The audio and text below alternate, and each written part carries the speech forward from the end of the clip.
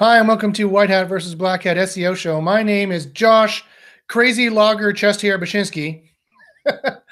He also amuses himself with his own nicknames. And this is the White Hat versus Black Hat SEO show. On the show today, we have two of our favorite and awesomest co-hosts. We have Ted, Cora Software Kubitis. Say hi there, Ted. Hello. And we have Melissa, Facebook ad expert, who also happens to be my wife, Melissa. Say hi, Melissa. Hello, everyone. Welcome to the show. We're very happy to have you. And so if you've never seen the White Hat versus Black Hat SEO show before, we are quite simply the finest SEO show on the YouTubes. This is for a number of reasons. One, we have the best chest hair. One. Two, we use the best scientific methods. We use very highly detailed scientific methods, case studies, split tests, correlation studies, in the field tests, partially single variable tests, completely single variable testing, garbage SERPs, that where we control all the variables so that we can isolate the ranking factors, and we can isolate the Facebook factors too, for that matter. And we can isolate exactly what is going to boost your rankings, what's going to hurt your rankings, what actually has no effect when you test them in a single variable environment, although all the industry thinks that this is a ranking factor when it's actually not. So you're wasting your time, you're wasting your money, you might even be hurting yourself. We have a mentorship group. It's called the Josh Mentorship Group. It doesn't have a really great name. It's just my name, the Josh Mentorship Group, where we share all these scientific results. And Ted also publishes a piece of software called Cora that you can use to check your own SERPs and do massive correlation studies. So if you want to get more of the scientific knowledge that is helping people rank, if you want to see our proof, go to bit.ly/SEO proof. Again, that's bit.ly/SEO PROOF, SEO proof. And you can see all of the proof and the evidence that we have to prove that we actually know what we're talking about, and we can make your website rank very, very highly. And all of the I have a couple students here from the mentorship group who are joining in today who might ask some questions. And I think it's pretty safe to say that pretty much everybody in the mentorship group is enjoying some phenomenal, fantastic success. So if you want more information about that, email me at joshbachynski@gmail.com or go to secretseo.guru. Again, that would be secretseo.guru if you want to check it. Just check out the group yourself, or you can email me and we can talk about it. So now, now that I've shown to you that we're the best SEO show on the YouTubes and explained how a little bit of the reasons why from our scientific knowledge, let's get on to the first segment, which is what's new in SEO. And a lot of stuff's been going on in SEO recently. Ted just got back from a conference in Bali. That's because Ted is that cool. He's like James Bond. He's in Bali, riding horses on the beach, I'm sure, or something, something like that, with Halle Berry. What's new in SEO is, well, let me see. I should be sharing the screen here from our friend Barry Schwartz. Here he is. Here's his tired-looking face. Poor Barry. Down on the bottom right-hand side here, and this is his blog, Search Engine Roundtable. Here's the link to my mentorship group that I have on his site. And if you can see, there's been a ton of Google updates. Google has been making major updates basically every week or every couple of weeks. And so sites have been going up, sites have been going down. There's been huge turnover and huge turmoil in the SERPs. And I think during a time like this, it's really, really important for us to remember the difference between scientific reasoning and I'm freaking out reasoning, because a lot of people are doing the I'm freaking out reasoning. They see their rankings that just went up suddenly tank, and they decide to delete all their links or disavow all their links or delete all their URLs and 301 everything, or do weird different stuff to try and get their rankings back. And I would just like to say, whoa, slow down. And I would caution you to take a more scientific approach. Do a slower approach. SEO is a slow game. You're going to get gains. You're going to get losses. It's just the way it is. You need to relax. You're trying to climb up a slippery mountain. It makes sense. You're going to slip and go back a couple steps every now and then. And then what you want to do is have a constant trend going up. And you don't want to be like all the way up there right away, because that's sometimes it happens, but it's unrealistic. Usually it's going to be a slow travel up. You're going to go down a bit, slow travel up. You're going to slip a bit. So relax. That's going to happen. And what you want to do is you want to take more of a general kind of holistic scientific approach. You might want to get a copy of Cora, do a Cora report, do a before and after to see maybe what dropped on your site. You might also want to do what I offer is a full audit. audit the entire site, audit all the tech, audit all the SEO, audit all the on-page, all the off-page, and really get a good list of everything you're missing. Because I guarantee you, there is 2 or 3 things. If I were to do an audit on your site, I guarantee you there's 2 or 3 things that you missed that you didn't realize were ranking factors or realize were so important. So that's very important to get that kind of stuff going.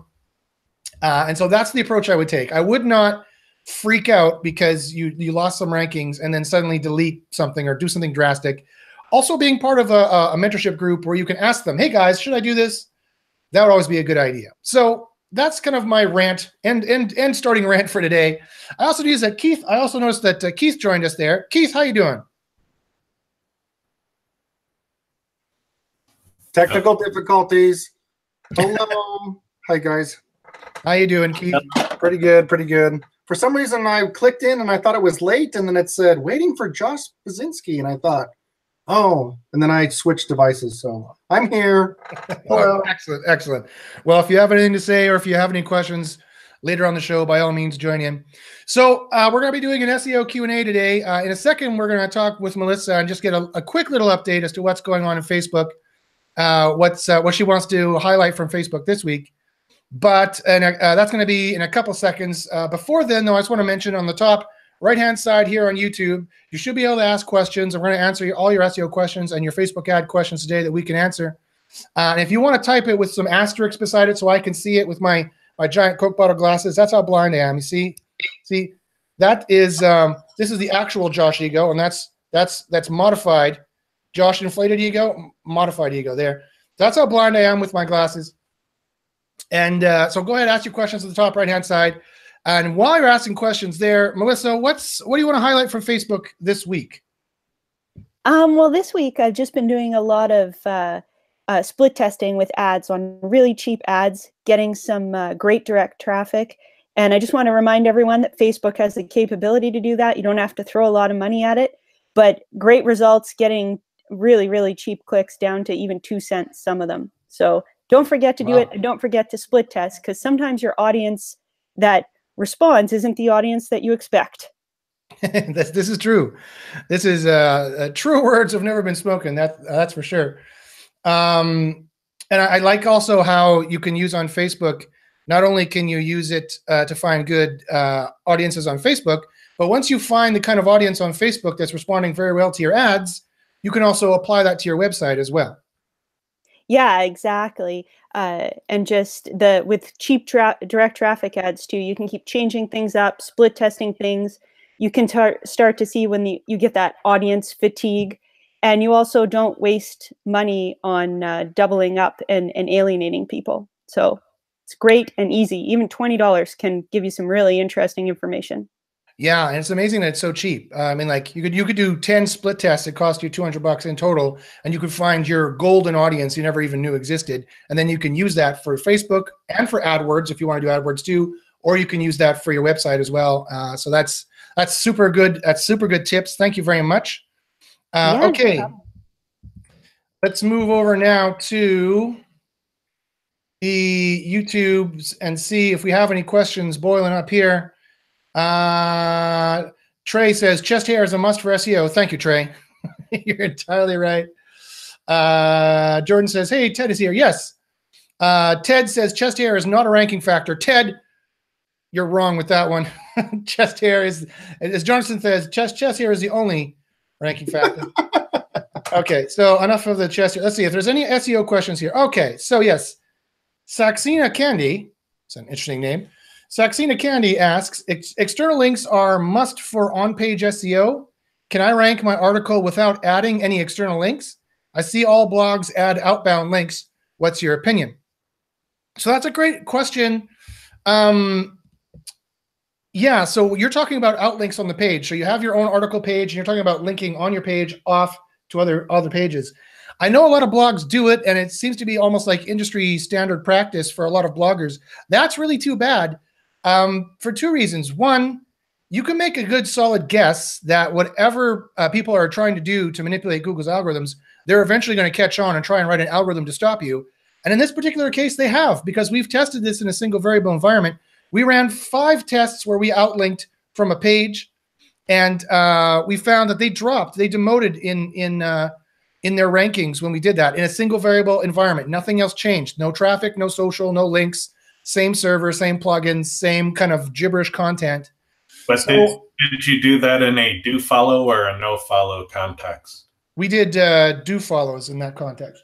Yeah, because Google has always said that when you have outbound links, you spend the page rank you would otherwise have on the page. Mm-hmm. So that's in line with what they said. So if you're going to link out from your page, I think it's okay. Just make sure you rel equals no follow those links so you keep the page rank on your page. Yeah. And then the other thing to make sure, because the place where almost everybody messes up is they put their share and like buttons for social integration on every page, and they forget to no follow those. And we don't need to be making Pinterest and Twitter and Facebook any bigger at the expense of our own pages. Right. Yes. They don't need any more page rank. They have all the page rank they could ever want and need. So yeah. So don't forget to no follow all of your external links, especially also your affiliate links as well. You should be no following your affiliate links, no follow all the links to Facebook, Pinterest, all those. You want to keep the page rank on your site, and that's like a 20-year-old SEO rule, but we tested it in a single variable environment about 6 months ago, and it still holds true.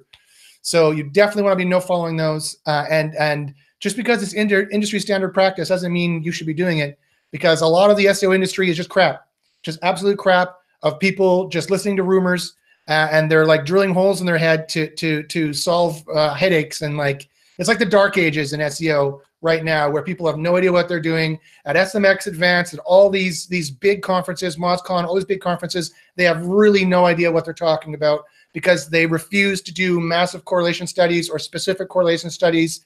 Massive specific, if that makes any sense. Massive specific correlation studies you can do in Quora, and or they're refusing to do single variable environment tests, or at least belong to a group that does single variable environment tests, because trust me, those tests take a long time to do, and quite a lot of work, very work intensive to do it correctly and properly with proper scientific variables put in place so that you can control the variables and know what's going on. So I would not do that. That's the answer to that question. No follow those links for sure. Broken Dira asks, what is the best Web 2.0 site that can help to rank my money site? So that's a great question. Chase Reiner's dad. Apparently Chase Reiner's dad is here, but I'll answer his question in a second.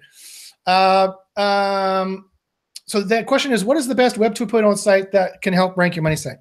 So here's the thing about links, guys. I've tested over 150,000 links worth of links at this point, and I found that it is far, far more forgiving than you might imagine. Now, that being said, because at the end of the day, Google will have some trouble differentiating between what is an organically placed link, an organically given link, and a link that you purchased, because they don't actually have your bank records of what money kind of changed hands. However, that being said, Web 2.0s, although I've tested them and they can work sometimes, that's the kind of link I try and stay away from, because it doesn't have this thing that I think is the most important thing for links. And the most important thing for links is what I call plausible deniability. Or another way of saying it is that the links look natural. So whenever you're getting a link from somewhere, you should, whether you bought it or not, you should ask yourself, can I explain this to the manual team if I need to?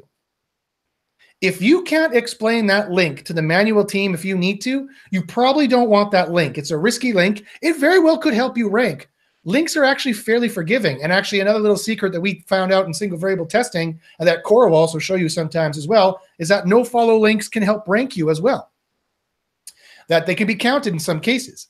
So what I would recommend is linking strategy is a whole course that I teach in my mentorship group. So if you want to learn the best links, you want to learn the links that are not going to get you nabbed, the links that are safe to do, the links that are powerful, even up to like ×2 to ×5 more powerful than your standard link you'd be acquiring. He's using scare quotes, people, acquiring.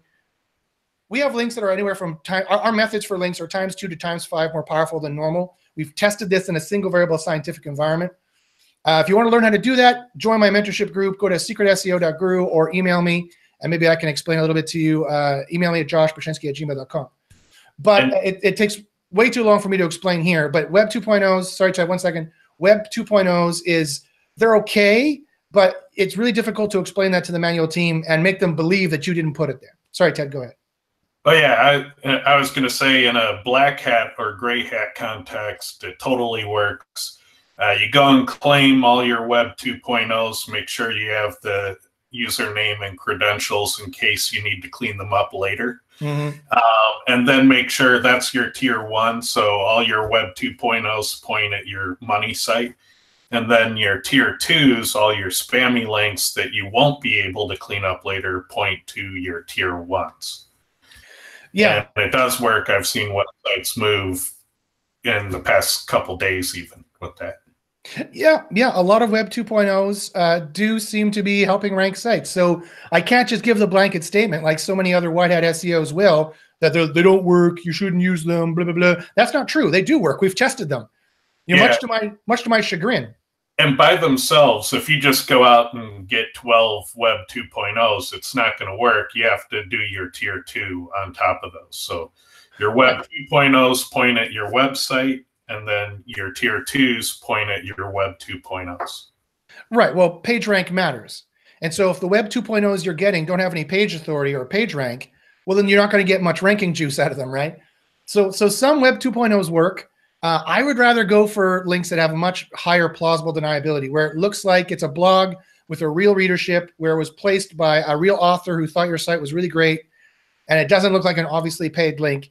But again, I teach a whole course on this in my mentorship group, so join the mentorship group, and I could show you all the secrets there. What's the best way to answer the Google team when they start questioning you? That's an excellent question. Thank you, Keith, for asking that. Well, you don't have to answer, because it might be, awesome answer. It might be like, join my mentorship group and I'll be happy to tell you. No, I can answer this one. So if you are hit by a manual action, I haven't seen them for quite some time actually, but I'm sure they're still giving them out. If you're hit by a manual action, there's two kinds of manual actions regarding links. There's the manual action, and the action is taken versus your site, and your site stops ranking or goes down. And there's a manual action versus the links you had pointing at your site. In that case, in the manual action for the links you had pointing at your site, you don't do anything. You do nothing at all. You do not disavow. You do not delete any links. You don't go to take that unscientific approach and that knee-jerk reaction and listen to some idiot on YouTube who doesn't have any proof or evidence and just start freaking out and hammering on your keyboard and hope that good things happen. You don't do that. Because in this particular case, why you don't do that is because the manual action versus links is against all the links pointing to your site. Google has already selected algorithmically the links that they think are not natural, and they've removed them from your link graph. You can't get them back. You can't convince Google to put them back. There's nothing you can do about it, so leave it alone. The only thing you do when you've received a manual action versus links is you just stop doing the linking you're doing, because obviously a bunch of them look spammy and now Google's onto you. And so you've got to be extra squeaky careful. When you get the manual action for links versus your site, now you have no choice. Now you have to go back and delete links or delete your link router, the URL between you and your links, which is another thing, basically another way of saying exactly the tier 1 thing that Ted just said. I have a slightly different way of doing it, but you can do it that way, the way Ted said. You can do it many different ways, a 301, a rel canonical, you can do it all those different ways. You delete that, so you break the link, so that deletes the links, or you go back to the original source because you control all your links. You should have control over every single one of your links, unless they're donated, in which case you don't have to care about it. So that you can go back and delete your links.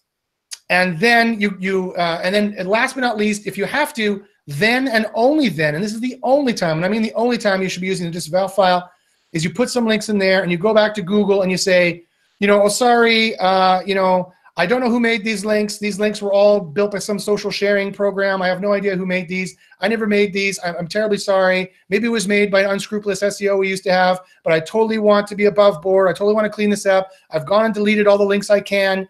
You have to kiss their butt. You have to make them believe you'll never do it again.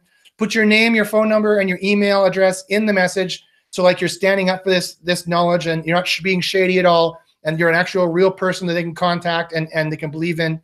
And I've gotten plenty of manual actions removed that way. Sometimes they make a mistake. You have to take a look. One time I had a manual action on a client site, and it was I was working for doing SEO for a group that had a bunch of affiliates building links to their sites, and some affiliate built some naked link in a sidebar, and it bubbled up to the manual team, and they said, we don't like your links. I said, what is it, this link? Because that's an affiliate. I can get that taken down in a second, but that's perfectly organic. And they said, and they just removed the penalty. So sometimes if Google makes a mistake, they'll remove the penalty, but quite often they don't tell them they've made a mistake unless you're absolutely positive they've made a mistake, because that would be the wrong tactic to take. You usually have to kiss their butt quite a bit. And there seems to be some theories of people say, oh, I got spam links, I got crap coming to me, and then they think, I'll disavow it, and it magically gets better. And then they also think, I got 100 crappy spam links, and that's bringing my ranking down. No, it's not the way it works. So like I said, I'm about 150,000 links worth of single variable tests into links. It doesn't work that way. Google is terrified of negative SEO, and so they make it very hard for you to negative SEO. It's not impossible. I have found some ways to negative SEO sites through links, at least temporarily, not permanently. But basically, even if you get spammy enough links that your rankings start to dance, it will go away within 3 to 5 weeks. And yeah, I've tested the disavow file like 80 different times in like 6 or 7 different ways, and it never helps. It's never boosted rankings before. That's an artifact of non-scientific thinking, that people think the disavow file is like doing a rain dance and it'll rain tomorrow. It's completely non-scientific. It's non-scientific, and that's again a very good example of how the industry operates and how bad the SEO industry is, and how much better it needs to get in using scientific testing, like my group and other sister groups do as well.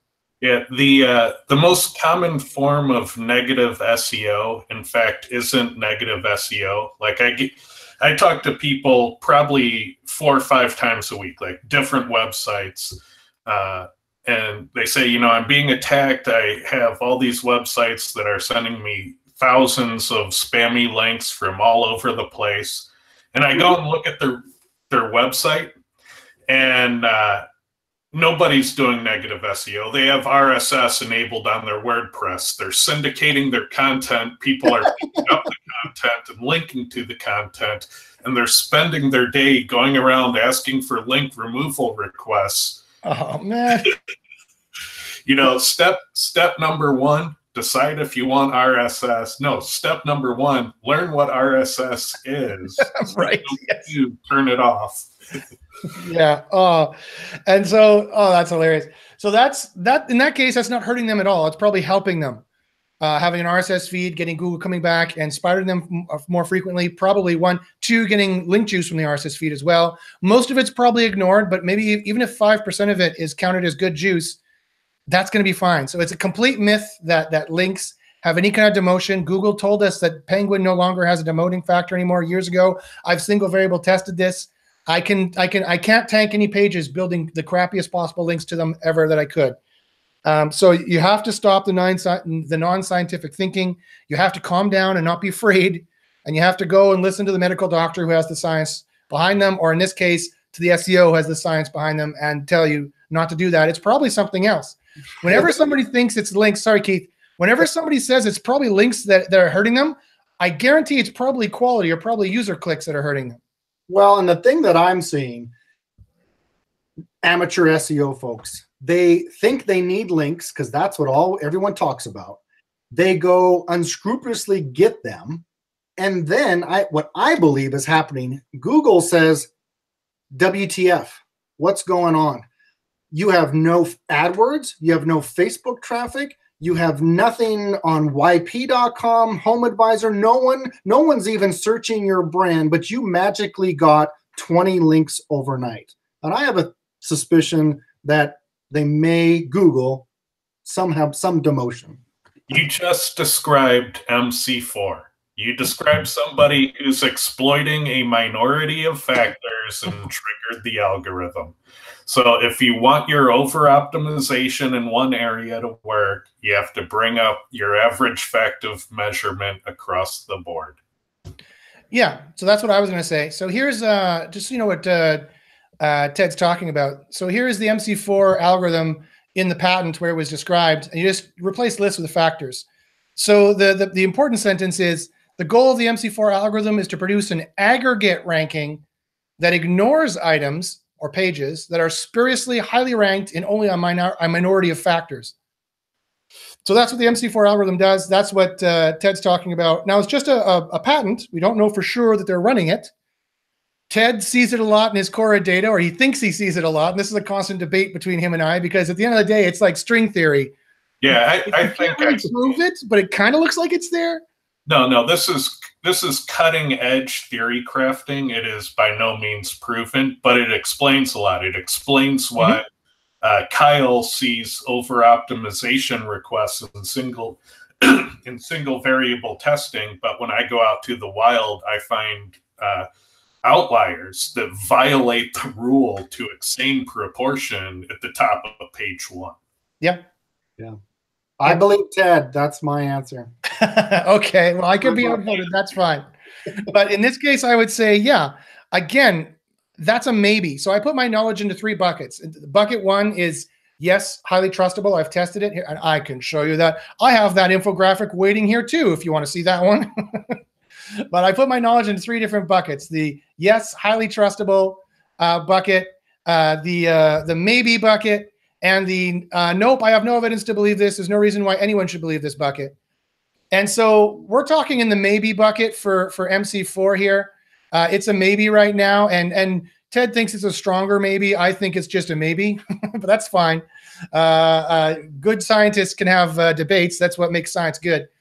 And then we have the highly single variable tests. That is highly trustable. This is the kind of knowledge you want to seek and use. As opposed to the rest of the industry, that's in what I like to affectionately call the shit bucket, where they have no idea. It's just their opinion. They have all these weird tools and tactics like silos and fluffer links and pillow links and pluffer links and sandboxes and things. And it's the new hot thing that people are selling. That's why you can't trust it, because they have no single variable evidence. So they're not having even maybe good evidence anyway. Yeah. So this MC4 thing, when it comes to the 20 links, yeah, I mean, that could rank you. That might be enough, but it's 20 links is not enough as a signal. You need more of a balanced signal anyway. Whether that's MC4 or not, I don't know. But I would agree with Ted that would be just one little signal out of a whole fabric of signals that you're going to need to rank. So that's not going to be enough. And I like your other graphic better, your levels of evidence one. Okay. Bucket graphic isn't doing it for me. It's not doing it for you? Okay, so the one that Ted's talking about is, let's see which one you guys like better. Do you guys like the shit bucket graphic better? Or do you like the levels of evidence better? Let's see here. Here's the levels of evidence. I'll show you. And it's kind of the best kind of ranked evidence is single variable experiments, the kind that you can get here on my mentorship group. And the worst kind is just SEO opinion. So it's basically the same information, just graphed differently is what's going on here. Okay, so let's go back here to the questions. Jordan Pierce, the local SEO expert, who is also in my mentorship group, who helps us with local SEO, and he can get a local SEO ranking like that. Boom! If you're having any trouble with local SEO, you definitely need to join the group and talk to Jordan, because he's fantastic. He asked, and this is a question from Melissa actually. He asked, Facebook update. Handsome ads win over other ads. So this is kind of a joke. Yeah. He's asking for the results right now in the group. We're doing a test of meme type ad for SEO versus Josh's face. And as of right now, Josh's face is cheaper. So he's winning. Yes, my face is cheaper. Is that, I don't know if that's the kind of, I don't know if that's what I want, but in ads, you always want it to be cheaper. Yep. So it's interesting because Jordan did a Facebook ad, and Melissa did this a great course for us in how to make Facebook ads really cheap and really powerful in our mentorship group. And Jordan took that information and he immediately put an SEO ad out there. And I can't remember what he spent. He spent like something like $50 or $100 or something. But he was able to get a whole bunch of people to his website from it, and he actually closed 2 sales within 24 hours or something like that. It was something along those lines. And it really demonstrated the power of getting information from our mentorship group and Facebook and using that right away and just getting a huge win out of the box. But my point is, the segue is, what he did is he used a that distracted boyfriend meme where the guy's looking back and the girls are angry at him. That distracted boyfriend meme. He did kind of a joke on that, and then said like the angry girl was your current SEO, and then it was like, and the woman was like Jordan Pierce's local SEO services, and then, you know, don't you want to get the best, or something along those lines. I'm probably butchering your ad. I apologize, Jordan, but it was something like, it was funny, it was cute, it was great. And so we decided to test that versus just a picture of my face with the sunglasses to see who would click on what more for the mentorship group. And again, this is another example of everything we've been talking about, but not the least of which is to do split testing on your Facebook ads. And you can find a better audience. You can get way cheaper clicks, like 8 cents a click. I dare you to try to get 8 cents a click on AdWords. I dare you to try and find anywhere in AdWords you can get 8 cents a click for anything that makes any money at all. So that's another good example of how little you can pay, how quickly you can get wins, and again, and why you should be doing that kind of stuff. Okay, Chase Reiner's dad says, what is the best way to add internal links to grow rankings? Well, Chase Reiner's dad, as your son Chase, who is an SEO expert, will tell you, internal links don't grow rankings at all. This is a little bit of a bug. There's a bit of a history here if you hadn't noticed. This is a bit of a bugaboo for me. We made hundreds of internal links in single variable tests. And we found that, much to our surprise, that internal links apparently have no internal value whatsoever. They didn't generate any page rank. We sent 100 internal links to a single variable test page. The page was demoted. It didn't go up. It went down from having all the internal links. And silos have no inherent internal boost either. We made all kinds of silos in single variable testing, and those pages didn't go up. Some went down. And all they did was the silo pages started competing for the keyword with the main page, and sometimes went above the main page. So sometimes we demoted by putting in a silo. Sometimes the silo page was above, but then we started competing for clicks. So, I mean, that could be good if you're on the SERP and you have 4 pages in the SERP. That's a good thing, but that never happens in the wild. That never happens in the field. So, but no good things happen from internal links and no good things happen from silos. I know that that's from our single variable testing. I'd love to show you the test results. Join my mentorship group and I will show you the test results. So I'll show you the evidence I will put up. But that's another example of the non-scientific reasoning we have in the SEO industry. Everyone says, make a silo. And everyone goes, oh, okay, I'll make this silo. And they're just completely wrong. They have no proof that it works. And they have no idea what they're talking about in that particular regard, just spewing it out there. For that specific thing that I said, now, I have to be very careful because some people I know and love talk about silos a lot and they think silos are good. But then I ask them further questions like, okay, did you route link juice through the silo? And they answer, yes. Okay, well, yeah, we did that too. Yes, you can pass a link, an external link to internal page C, which links to page B, to rank page B. You can do that, but it would work better if you just took the external link and passed it to B. That makes it rank even higher. We've tested both ways, and that's a much more powerful way of linking. So the question is not whether silos or internal links work. That's not the question. I repeat. The question is not, do internal links or silos work? That's not the question. The question is, what works best? The question is, what is optimal? We're doing search engine optimization. We're not doing search engine betting or search engine gambling or search engine winging it or search engine half-assing it. That's not what we're doing. Or that might be what you're doing. That's not what me and my group does. We do search engine optimization. And so we've tested what is the most optimal way of doing it. And we found that it has nothing to do with silos and nothing to do with internal links supposedly magically generating some page rank like they used to. I fully admit they used to 20 years ago. Apparently they don't anymore. Okay, so let's go here. Now that I've alienated a whole bunch of people. Someone says, I ran geo-targeted Facebook ads and would still get India and Pakistan. I don't really understand the question. Maybe you can ask it again later on below. Lee Witcher asks, Ted, I ran an update Cora on DUI lawyer Los Angeles. It looks like the schema was a big gainer. Do you have any thoughts? Ted, when you're running a correlation study and something seems to be hugely up, how should one interpret that? What does that mean? Well, if they're running a diff using the Cora diff tool and something moved many places up, that means it's correlating much stronger than it was before. Mm-hmm. So that means that it appears to influence rankings more.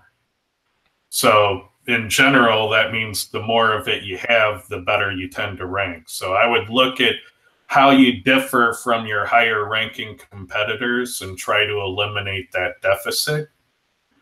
But normally you have to address deficits like across the board. So sometimes you can tweak one, like say the number of times you use a keyword in your title or in your headings. But normally you have to address multiples of them, of which schema could be pretty important. I see ratings and reviews for e-commerce often correlate, so you'd want to have it there. Open graph description is another one that appears to be important. So yeah, if you've measured a deficit and you have that deficit and it correlates strongly with rankings, fix it. Right. So what Ted's talking about here, and I'm going to use the graph that he doesn't like as much, but so basically we're talking about his Cora software, which does a correlation study. Basically, it checks over 500 or 600 factors on over 1,000 pages in about 5 minutes. And it's like the competitive analysis software on steroids. And it'll check over 500 to 600 factors and over 1,000 pages in, whatever, 5 to 10 minutes, whatever it is. And it'll tell you all the factors that they have that are ranking, that are helping them rank, and all the factors that you're missing that would be helping you rank based on what everyone else has on page 1 and what you're missing. And so to answer the question, when I see, and the diff tool is an awesome, probably one of the single best SEO things in the world. Basically, it's like here you have date 1, you do a Cora report, and then Google does an update.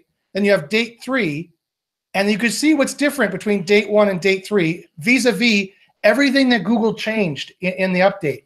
So if you're running constant updates, then if you're running constant Cora reports, then whenever Google does an update, you can always tell at this date what they've changed because the correlations will all be up or down.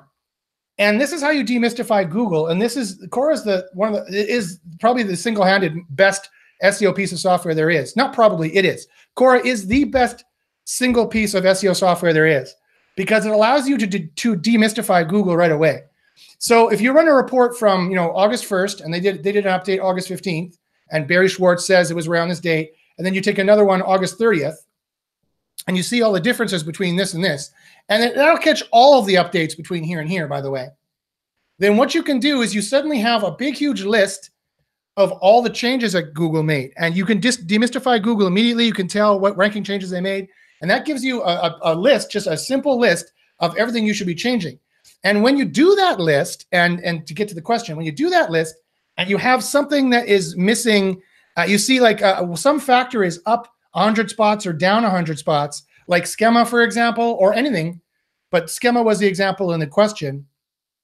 You have very strong evidence, very strong, maybe so strong that I would even maybe put it in bucket 1. It's so trustable. Like, for example, we did a diff of one of these recent Google updates that's been going on that Barry and the rest of the industry has been whining about. And we knew right away what's been changed because social factors, like 20 different social factors, were up like 400 points. That is only a correlation, I admit, but that is such a strong correlation there. That's so much smoke. There has to be fire causing it, right? When 20 different related factors are up like 300 to 400 points, that's an insane difference between the noise. That's like a wow signal in SETI when they get a fast radio burst that's so different from everything else. That's like a wow signal. That was our SEO wow signal where we were able to tell what Google was doing. So Cora lets you do this. If you want to try Cora out, go to bit.ly/get-Cora. Again, that is bit.ly/get-Cora. You can get 25% off Cora and try it out for yourself. Don't take our word for it. Try Cora out for yourself and see what you can get. But that's to answer your question, that's the answer to the question. That's how you interpret that. That's what it means. That's the importance of it, and that's how you interpret that. Okay, PowerB asks, on Facebook, can you duplicate an audience and then tweak the duplicate for split testing? Yes, absolutely you can. You can go, you used your audience when it's saved, you can go back later and edit it right in the audience section. It's pretty easy to do that, isn't it? Yep, quite easy. Awesome. Thank you, Melissa. That was perfect. Fantastic.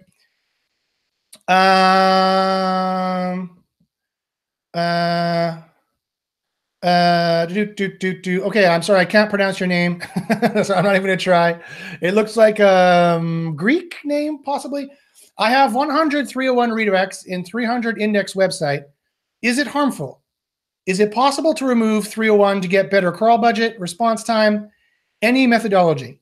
Yeah, yes, it can be harmful. 301ing pages on your site definitely can be a problem. You probably, I mean, there's a reason why you did these 301s. So a 301, if in case you don't know, is an HTTP status header. It's the server telling the web browser, you asked for a page here, now go to page here. So it's a redirect. It just redirects the user from page A to page B. The problem is that when you do that, Google needs to transfer your ranking signals, and it doesn't always transfer your ranking signals perfectly. So, but I'm assuming you did that for a reason. So if you turn it off, then all those ranking signals are no longer going to be forwarded anymore. So I'm assuming that could be a problem, assuming there was any ranking signals that needed to be forwarded in the first place.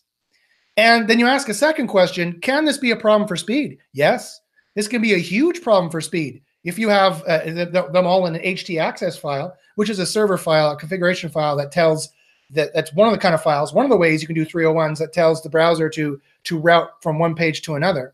If you have 300 lines of code in there, it's got to go through all those 300 lines. So yeah, that definitely can be a huge speed problem, and I recommend you do it a different way and try to find ways to maybe clean that up. You might not even need to forward those signals anymore. You definitely have to look into that. All right, Ben Hancock asks, I saw a big ranking drop towards the end of August. I've been using Quora to improve my on-page and did a full site audit, but it's struggling to recover. Do you think it could be down to speed? If so, what hosting would you recommend? He says he uses WordPress and he's in the UK. Ben, yeah. Forgive the slightly mean way of I'm going to answer this, but if your audit was any good, you would have found it and fixed it. So the short answer is you should do another audit, or should get a professional to do another audit, because when I audit stuff, things get fixed and things go up.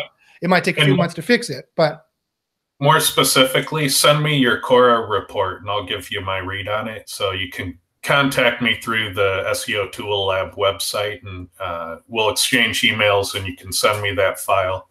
Because let's just make sure that we're reading it the same way to start. Yeah, and there's that too. And then Quora is a big, robust piece of software that has a lot of information in it. You could have missed something. There could be something in there that Ted notices, because of course Ted doesn't just do Quora. He's been doing SEO for, I don't know, 20 odd years, whatever it is. He knows what he's doing there as well. And so when he sees something in Quora, it might mean something different for him. That's how he does his audits. Probably not the only way he does his audits, but it's a main tool for his audits. And he might be able to see something there too. So you need another pair of eyes on it is what I'm saying. Ted or myself, some other professional could very well help out quite a bit. But then to answer your second question, you said, could it be speed? The answer is yes, it very well could be speed. I tell my students this all the time. You always need to audit, and find out what's going on and make a big list and fix it. But if you want to ignore me and just run around like a chicken with your head cut off, well, here's two things you can do that you'll never shoot yourself in the foot and hurt yourself. One, you'll never hurt yourself making it faster. In this day and age, you would not believe the ranking increases we see from making a page faster. Every half second counts.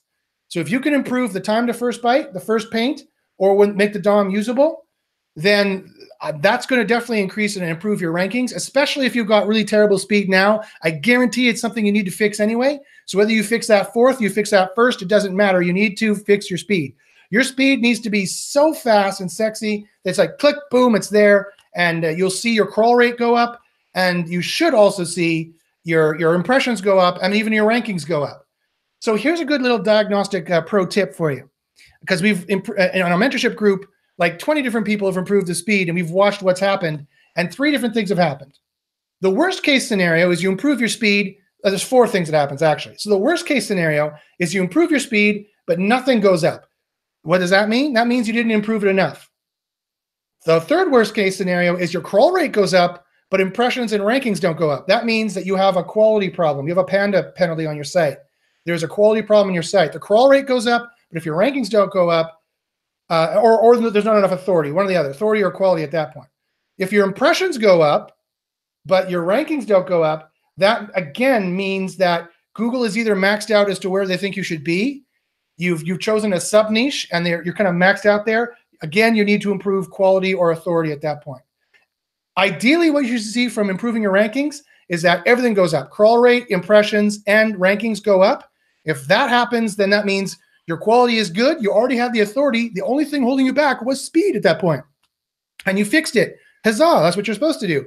So that's the main case scenario you want to be at. The second thing you can fix and probably not hurt yourself is improving your micro and macro conversions. Install Crazy Egg, install Hotjar, watch where people go on your page, watch where they're getting bogged down, watch when they bounce off, watch when they're clicking to a page and they're pogo sticking and going back. They go from index page to product, index to product. Those are all bad signs for Google. Streamline the traffic, push them to where they're supposed to go to get the answer, to get the conversion, to get whatever it is you're doing on your page. And I guarantee you'll improve your sales, you improve your Facebook traffic, and you improve your Google traffic at the same time. And so those are two different things you can do that you would never be wasting your money and never be wasting your time. If you don't want to take me up on the audit offer or take Ted up on the audit offer, which I strongly recommend you do that as well. Okay. Somebody said somebody was something. Let's not say that here, guys. I don't approve that kind of language and that kind of diminutive kind of insults. Please don't do that. In fact, I'm going to remove that. Javon Harris says, hey, Josh, I am number 3 in the map pack and number 1 organic for my local keyword for my city. How do I go about getting ranked for cities within a 10 to 15 mile radius? That's an excellent question. For Jordan, of course, is my local guru who I usually defer to for local questions because he's just so good. For local, it comes down to geographic proximity for the most part. You definitely want to be located in the center of that radius. You definitely want to be getting citations and all the address signals that you need to be getting for that as well.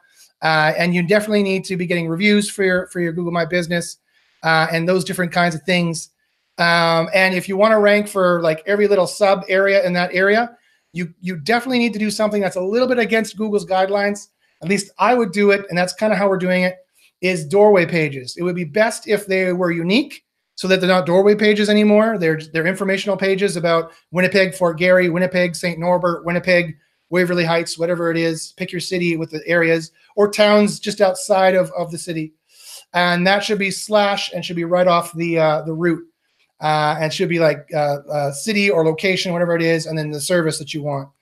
Or whatever people are searching. That should be exact match for what people are searching. Sometimes it's service city, sometimes it's city service.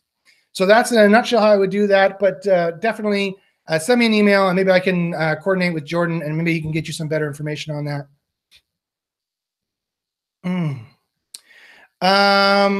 The Furman UK asks, is it safer to no follow all links or just external and affiliate links? You don't want to no follow all your links. Only the external links. Internal links do have a purpose. They flow PageRank and traffic through your site. So you don't want to no follow all your internal links because then you've been cutting off your PageRank to your lower pages. That would be a terrible thing to do. so don't do that.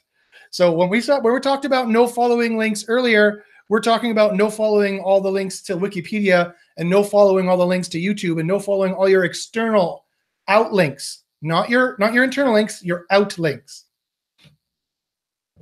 Rich French asks, have you guys ever tested Yext citations? Does it help with local SEO? Seems like they have legitimized citation building for local white hat, but I have my doubts. Yext? Did you mean Yelp? I mean, again, I don't do local SEO. I don't specialize in local SEO. I'm not on the front lines doing it. I don't know what Yext is. Did he mean to say Yelp or is Yext a thing? Do you guys know? Can't hear you, Keith. Unmute yourself there. Sorry, I had a slight mouse issue. No, Yext is a thing. Yext was probably the first major citation company. Well, there's several that are out there that have sort of actually teamed up with Yahoo. And so a lot of people complain. They say, hey, I can't get a Yahoo business citation. I have to go through Yext. Well, you can. There's a loophole, but Yext does work. The reality is the true challenge is Yext will only duplicate all the same description. And so a lot of folks, even I'm sure Jordan agrees because I work with him a lot on stuff, is you want to have a different description. You really want to have unique citations because these citations, you do want them to be indexed by Google. And if Google sees, it's all the same kind of spammy citations, you just won't gain that authority. All right. Thanks very much, Keith. I'm going to try and get through these questions as quick as possible. We have lots of questions. That's great. You have a couple more minutes to ask your SEO and Facebook questions if you want to ask. Oh, I see Jordan here. Jordan, did you want to chime in on any of those local questions that we had here recently? Yeah, so I'll chime in on the Yext portion. If you're building citations, I wouldn't use Yext. The problem with that is it's more of a syndication. Yes, it gets your information accurate across the board, but citations, it's more than just putting your information on websites. You have to make them very unique. And if you're not making each citation unique, you're not going to get the rankings that you want. Unfortunately, Yext is the main company that everyone goes to, but it's not the best source, in my opinion. Interesting. Okay, so you don't like Yext too much. Yeah, I don't ever use them. And you also want to be aware when you stop paying Yext, a lot of that disappears. So it's not sticking around. Yep. Ah, okay. So yeah, the moment you start using them, they 404 all your citation pages. Ouch. So that's if it's helping, that's going to hurt your rankings there too. Yep. Well, that's like back in the day when, back in 2005, when link sellers used to sell links, they'd route all the link juice through a 301, and then if you stop paying them, they would just turn off the 301 and turn that on to a new client. Okay. Had another question about locals for the citations. Sure. If you do not have a local business, but your business is a national market, is it still good to get citations like local companies will do as well for a national brand? I probably still would. Yeah. I think, in my opinion, that there's no better way to validate that your business exists by having a GMB. So yeah, I think that still putting your business on citations for your business is still very good.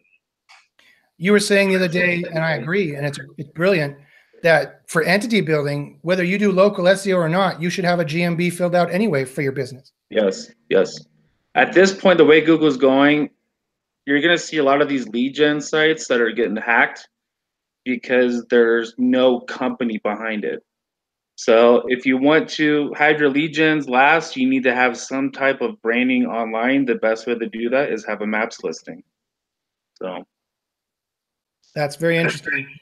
And I'm sure that would really help with the entity filling it out. And if there's any kind of thing like a trust algorithm, again, I'm sure that would really help out. There's no, Google doesn't have a higher trusted social site than their own, than Google Plus, or even though they're turning that off, but you know what I mean? Google Local, Google My Business is their most trusted. Especially now that Google Plus is going away, you need to have a GMB listing. Yeah. It doesn't matter if you're national, local, you need to have one. Well, it's not that Google Plus is actually going away. It's been turned into YouTube and Google Local. It's right. They're just they're saying they're turning it off so they don't have to get and talk to the U.S. Senate apparently or something. Right. One other question on the citations. Sure. You had mentioned that there's citations you don't want to get because it'll be viewed as spam citations. What are those ones you want to avoid, and what are the good ones that you want to get? I said that there were spam citations. I thought I heard somebody say that they'll view you as a spam site if you're getting citations from certain places. Maybe I misheard. Yeah, I haven't heard that, but you definitely want to spread your.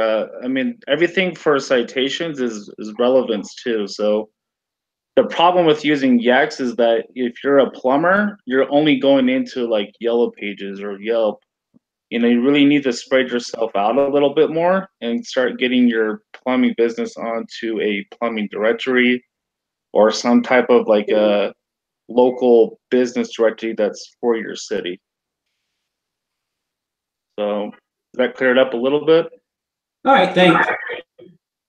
Yeah, I mean, there's probably some citations that I wouldn't use. Like I probably wouldn't use Yellow Pages, just because of how they set their citations up and how it shows up in your search console.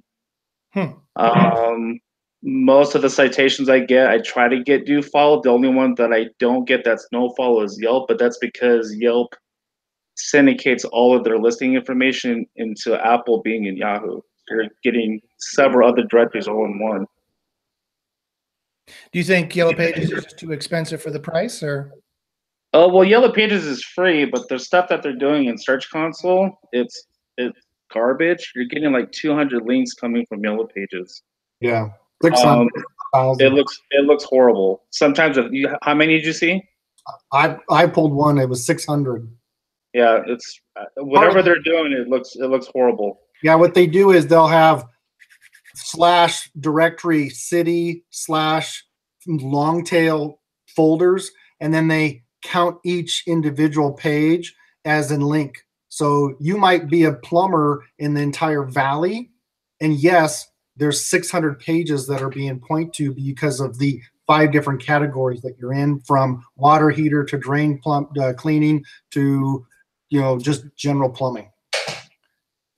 Yeah, you always have to draw the line as to where you think the risk is too high. Every SEO has to do that. I don't know, maybe in this case I'm more of a black hat. That sounds good to me. I want these juicy Yellow Page links. I want 600 of them with all the different places I do my plumbing. Yeah, I'll just say though, for citations, I'll give you a big hint right now. You're better off getting niche and city relevant citations than getting something from Yext. Okay, bing. Bing. Yeah, sorry. That was the big tip, big for the day. Pretty much. Another question on the citations. Yeah. Sure. What about, I mean, you see services, I mean, even on Fiverr for like $5 to get citations. Is there anything bad about using a service like that?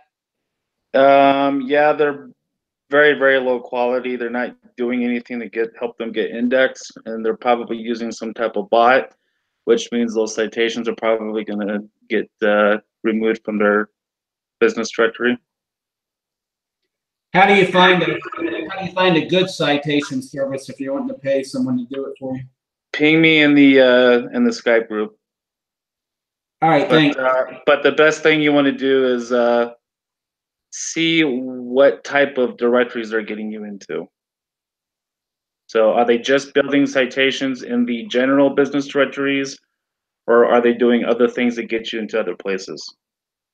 Yes, the good places. Okay, let's go for the lightning round here, folks. This is the last 5 minutes. I'm going to try and give a yes or no or a single word answer to all the rest of the SEO questions. Are you ready?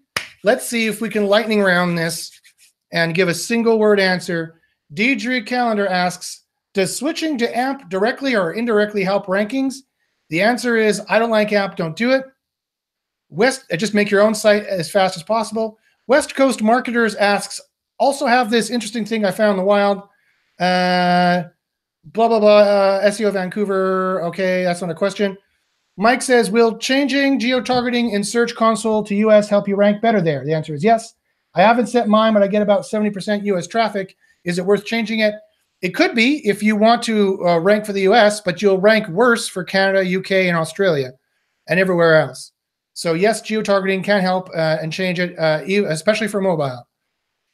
West Coast Marketers asks, oh,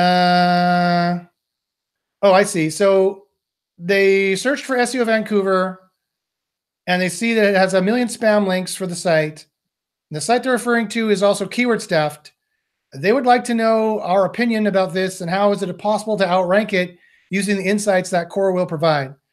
That's a very complicated question that could have a very long answer or a short answer. The short answer is what you think is spammy is maybe not spammy. If it's ranking number 1, then obviously Google doesn't think it is. And so ditch out the non-scientific word spammy out of your head and just look at the measurements and you know what you need to be in between because of the scientific evidence that you have access to. Yeah. And if you don't have access to the scientific evidence, get access. And it's probably black hat is the answer.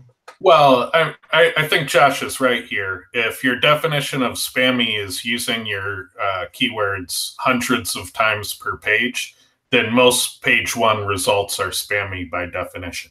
And Google is a spam engine by definition. But this guy has a list of like 300 keywords, like down and down the sheet. The scroll down is really long. Yeah, but so does Wikipedia. You know,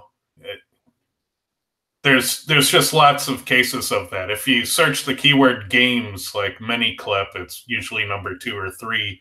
You know, they use all their keywords like 700 times on the page. It's pretty common, actually. Yeah, I hear what Jordan is saying. You might not want to replicate the big long list of keywords. But then again, if they're number 1, clearly Google doesn't care. The problem with being on the cutting edge is that it cuts you. And Google will pivot and make a change, and someone will report that to Google, and they'll make a change. And if you've copied them, well, then you're gonna have to change that later on.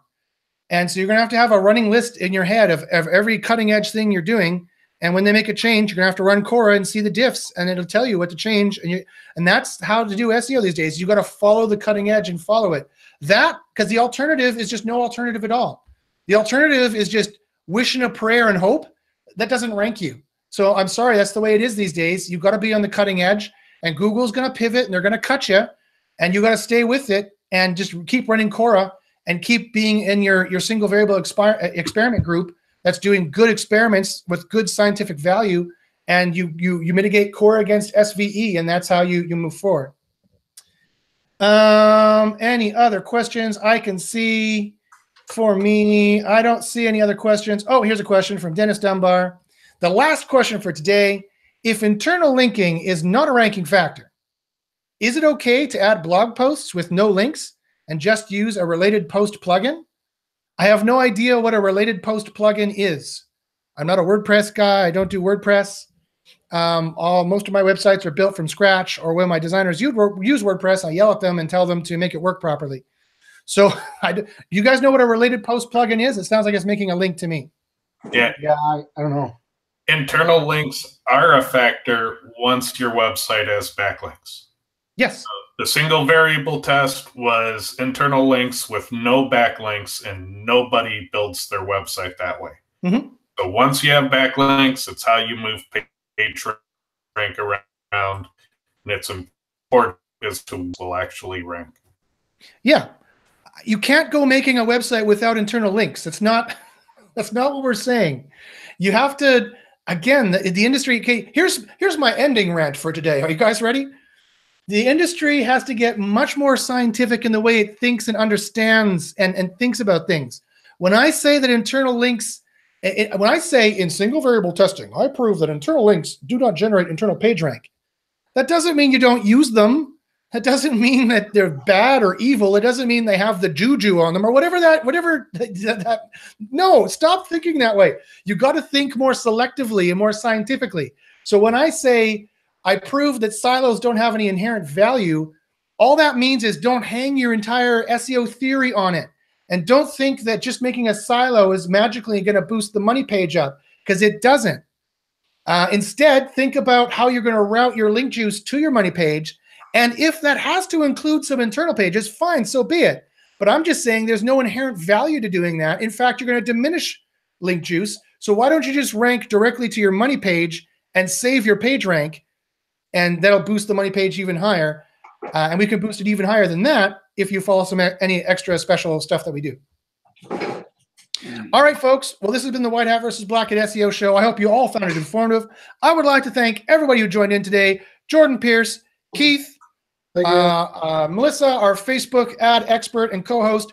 Ted, our SEO co-host. And, of course, everybody else, Scott, Michael, and Maeve. Next week, I'm going to be at a conference in Greensboro. I'm going to NFG SEO, and I will be in an airport in Greensboro somewhere next week. And so I just like to let you know there. And then the week after that, I'm doing my special course for my mentorship group. The SEO 101 course is going to be the week after that. So I apologize, but there will probably be no White Hat versus Black Hat show for the next 2 weeks. But on the November the 1st, I will be back. That will be the next White Hat versus Black Hat SEO show. So if you have any questions, email me at joshbachynski@gmail.com. And maybe, I don't know, maybe next week on the Monday, maybe I'll share with you guys a little snippet of what my mentorship group usually gets to see, which is our test results meeting, where you can see some of the results of our scientific testing, so you can see how much better it is and what great knowledge comes out of that. It's about highly trustable bucket 1 knowledge comes out of that, and not be following the bucket 3 shit bucket stuff that everyone else is talking about. So I'd like to thank everyone for being here. As I always say, for those who are about to rank, we salute you, and good luck in the SERPs. We'll see you in 2 weeks. Bye-bye. Thanks, Josh.